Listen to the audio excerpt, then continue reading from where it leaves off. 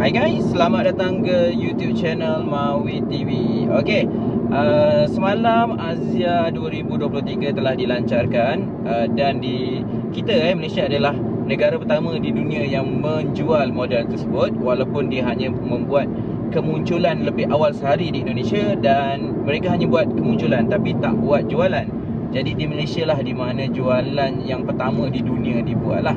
Okey, selepas tengok spek dia semalam, aku dah raba ni ayat YouTuber lain.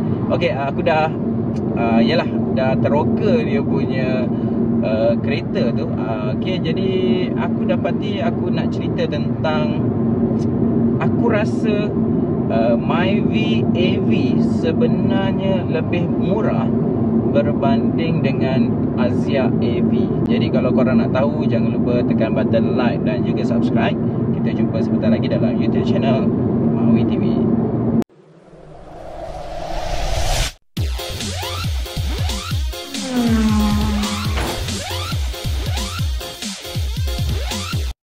Okey, aku rasa orang yang tak setuju bahawa Azia tu mahal, mungkin kau ada sentimen tertentu lah. Tapi bukti bahawa Azia tu mahal adalah bila Pro 2 memutuskan untuk mengekalkan jualan model Azia generasi pertama versi E, spek E manual. Kenapa perlu jual sebuah kereta yang dah masuk generasi baru? Okey, strategi ini sebenarnya pernah digunakan atau sedang digunakan juga oleh Nissan. Okey, Nissan masa jual Almera 1.0 turbo, mereka masih lagi menjual Nissan Almera Almari tu, yang cat dog orang kata tu kan. Dia masih lagi jual sebab dia sedar bahawa Almera generasi kedua ni punya harga sedikit mahal berbanding pesaing-pesaing. Jadi mereka membuat keputusan untuk mengekalkan menjual model generasi pertama Almera. Okey, jadi kalau korang rasa mahal Almera baru, beli Almera lama. Okey, itu digunakan oleh pihak Pro 2 dalam marketing dia untuk kali ini. Sebab orang komplain mahal. Jadi dia kekalkan model Azia generasi pertama. Okey, model spek E manual yang dijual pada harga di sekitar bawah RM25,000. Okey, baik guys. Selepas dah tengok sendiri dengan mata sendiri dan membandingkan spek, okey, untuk makluman, Azia AV dijual pada harga RM49,500, manakala Myvi AV dijual pada harga RM59,900. Ini bermaksud ianya perbezaan di sekitar RM10,400 sahaja di antara Azia AV dan juga Myvi AV. Kau kena ingat Azia adalah segmen A, mungkin sekarang dia dipanggil A plus agaknya. Okay, manakala Myvi adalah segmen B. Okay, jadi dengan perubahan satu segmen, harganya hanya berbeza RM10,000. Kau rasa mana lebih berbaloi? Okay, kat sini aku akan cerita lebih kurang hampir 15 perkara yang aku rasa kenapa Myvi tu sebenarnya dijual dengan sangat murah. Myvi AV itu dijual sangat murah berbanding dengan Azia, dan boleh dicakap bahawa Azia itu dijual dengan agak mahal lah. Alright, dan sebenarnya benda ni aku dah bincangkan juga sebelum ni. Okey, pertama kenapa aku kata Myvi itu lebih murah berbanding dengan Azia AV Ini hanya perbandingan antara high spec kedua-dua kereta ini. Pertama adalah dari segi enjin. Azia menggunakan enjin 1.0 liter, okey, yang berkuasa 67 HP dan juga 91 Nm of torque. Dan kena ingat bahawa Azia ini menggunakan enjin 3 silinder yang mana ianya agak sedikit bergegar. Dan manakala untuk Myvi, ia menggunakan enjin 1.5 liter dengan kuasa 102 PS dan 137 Nm of torque, dan enjinnya adalah enjin 4 silinder. Okey, dekat sini perbezaan enjin ni, berapa nilai perbezaan enjin ni? Daripada 1.0 hingga 1.5 ni, kau rasa berapa nilai harga tu enjin ni, perbezaan dia? Tapi aku rasa mungkin kita boleh anggap bahawa perbezaan di antara enjin 1.0 pergi kepada 1.5 ni mungkin kita andaikan 5,000 je perbezaan harga dia. Okey, kat situ kau dapat enjin yang lebih power dan juga top speed yang lebih baik. Yang kedua, dari segi saiz. Okey, Azia ni memang betul dia dah meningkat lebih 11 cm panjang dia. Okey, tapi kena ingat bahawa Azia ini adalah lebih pendek 135 mm berbanding dengan Myvi. Okey, maksudnya Myvi lebih panjang 13.5 cm berbanding Azia baru, dan dia punya lebar lebih lebar 60 mm ataupun 6 cm berbanding dengan Azia. Jadi dengan saiz yang lebih besar, ini berapa nilai yang sepatutnya diletakkan kat situ untuk sebuah Myvi. Okey, jadi aku anggarkan dengan perbezaan saiz itu mungkin memerlukan kos lebih kurang RM3,000. Lebih kuranglah anggarannya lah. Jadi kat situ dah RM8,000 tau. Okey, kenapa sedangkan harga tu hanya berbeza RM10,400 saja. Okey, kita pergi kepada benda lain pula. Itu adalah main lah, yang besar-besar lah. Sebab transmisi sama menggunakan CVT. Okey, jadi yang ketiga adalah dari segi teknologi. Okey, teknologi ni banyak. Okey, memang Azia dah ada ASA, PDSA Pro 2, PSDA dah ada. Tetapi bukannya spek penuh.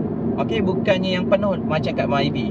Okey, yang ketiga adalah Myvi ada Adaptive Cruise Control. Okey, berapa nilai Adaptive Cruise Control ni kalau kau nak letak nilai? Okey, kau letak sendiri. Jadi, yang spek teknologi ni pun kau rasa berapa nilai dia? Okey, berapa nilai dia? Okey, kemudian dari segi spek tayar, Azia menggunakan tayar 14 inci 1 ton, brake disc depan. Okey, manakala Myvi menggunakan tayar saiz 15 inci 2 ton. Okey, brake disc sama, brake disc depan sahaja. Jadi berapa pula nilai untuk tayar dan juga rim ni? Kemudiannya Myvi juga dilengkapkan dengan ciri keselamatan, iaitu dia ada kamera DVR. Yang ini tiada pada Azia. Okey, dari segi keselamatan Myvi dapat 5 star, sedangkan Azia hanya dapat 4 star ciri keselamatan dari segi Asian NCAP. Jadi berapa nak nilai 1 star ni? Kemudian ada juga benda-benda kecil lah yang korang boleh bagi nilai. Okey, contohnya Myvi, tak silap aku yang AV ada solar tinted dapat package. Kemudiannya Myvi ada defogger belakang. Mungkin ada ramai orang kata defogger ni berapa kali je kau guna seumur hidup. Aku secara jujurnya aku selalu guna di awal pagi. Okey, kemudiannya Myvi dapat shark fin antena. Kemudian Myvi dapat apa lagi? Smart toll reader. Okey, dia dapat yang tu, Azia tak ada. Okey, seterusnya yang aku tengok yang agak besar juga sebenarnya, kerusi Myvi boleh split 60-40 dan dia ada perehat kepala untuk semua, dan kerusinya lebih proper lah, dengan saiz yang confirm lebih besar berbanding dengan Azia yang kerusi macam kerusi van, atas dan bawah, penyandang dan juga tempat duduk tu flat gila macam van.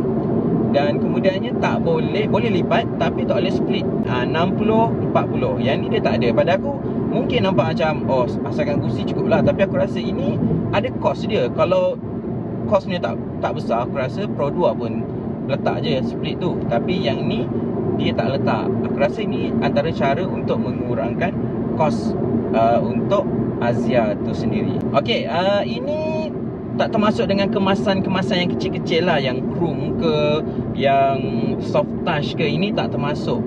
Okey, jadi dalam daripada kesemua yang aku senaraikan ni untuk korang rasa adakah nilai tu berharga RM10,000 ataupun lebih lagi daripada RM10,000? Okey, bagi pendapat korang, kalau apa spek yang terdapat pada Myvi ni diletakkan pada Azia 2023, berapa sebenarnya harga Azia ni? Itu yang aku nak masukkan kat sini. Kenapa Azia ni sebenarnya agak mahal dan Myvi tu pada aku agak murah. Okey, faham tak maksud aku? Jadi aku faham kalau spek yang Myvi ni diletakkan pada Azia, saiznya kecil, enjinnya kecil, harga beza 10,000 mungkin masuk akal. Tetapi dengan saiz yang lebih kecil, enjin lebih kecil, tetapi sebahagian spek-spek teknologi yang terdapat pada Myvi tu tak terdapat pada Azia. Kau faham tak? Jadi kalau semua spek Myvi Pro 2 letak pada Azia 2023 ni, kau rasa berapa harga Azia ni nanti? Okay, sebab itulah aku membuat kesimpulan kat sini bahawa harga Myvi tu sebenarnya sangat-sangat murah berbanding dengan harga Azia.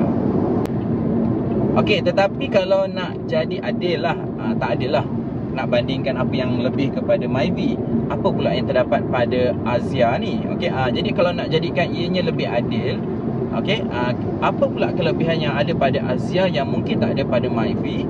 Pertama, yang paling besar sekali adalah Azia ini menggunakan platform DNGA. Okey, setakat ni yang menggunakan DNGA adalah Ativa, kemudiannya Alza, dan digunakan oleh Azia. Dan kau perasan ketiga-tiga model ini harganya semua mahal. Contohnya Alza tu mahal 10,000 berbanding dengan model sebelumnya, sebab ianya menggunakan platform DNGA. Sama juga dengan Ativa. Okey, harganya walaupun ianya adalah SUV segmen A, tetapi harganya tu dah harga macam sedan segmen B Jepun. Alright. Okey, jadi aku rasa DNGA ni lah antara faktor utama yang menyebabkan kenapa harga Azia ini mahal. Sebab teknologi tu, dia kata nak bangunkan DNGA ni punya platform memakan kos sehingga setengah bilion. Okey, yang kedua kelebihan Azia ni adalah dia menggunakan skrin digital sepenuhnya untuk dia punya panel meter, berbanding dengan Myvi hanya menggunakan 4.2 TFT. Jadi itu aku rasa nilai yang lebih untuk Azia. Tapi kalau korang boleh letak nilai kat skrin tu, berapa agaknya harga dia. Dan yang ketiga yang aku nampak kelebihan untuk Azia adalah dia punya sistem multimedia, di mana ianya menggunakan skrin 8 inci tak silap aku, dan floating. Yang ni aku rasa benda yang sedikit mahal lah berbanding dengan Myvi punya skrin 6.9 inci yang lekat macam BIOS yang aku tengah naik ni.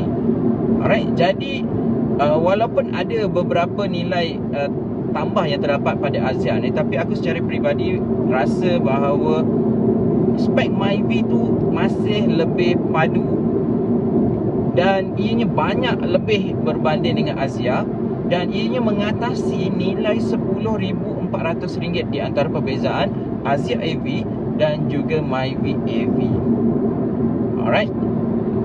Jadi aku jangka untuk future, kalau kau tak beli Myvi tu sekarang, future Myvi yang sekarang ni maksimum harga dia bermula pada sekitar 45,000 tak silap aku, ataupun berapa aku tak pasti. Akan datang Myvi ni aku rasa dengan platform DNGA B, harganya mungkin berada di sekitar 55,000 permulaan sehingga RM65,000. Aku jangka ini adalah harga Myvi jika ia menggunakan platform DNGA. Okey guys, itu je aku nak kongsikan. Aku tahu banyak yang akan kecam. Okey, kali ni aku buka lah ruangan komen untuk korang kecam. Tengok rajin aku baca, tak rajin aku tak baca. Kalau rajin aku balas lah. Okey, jadi itu je yang aku nak kongsi. Jangan lupa tekan button like dan juga subscribe YouTube channel Mawi TV. Kita jumpa lagi dalam video yang seterusnya. Assalamualaikum. Bye.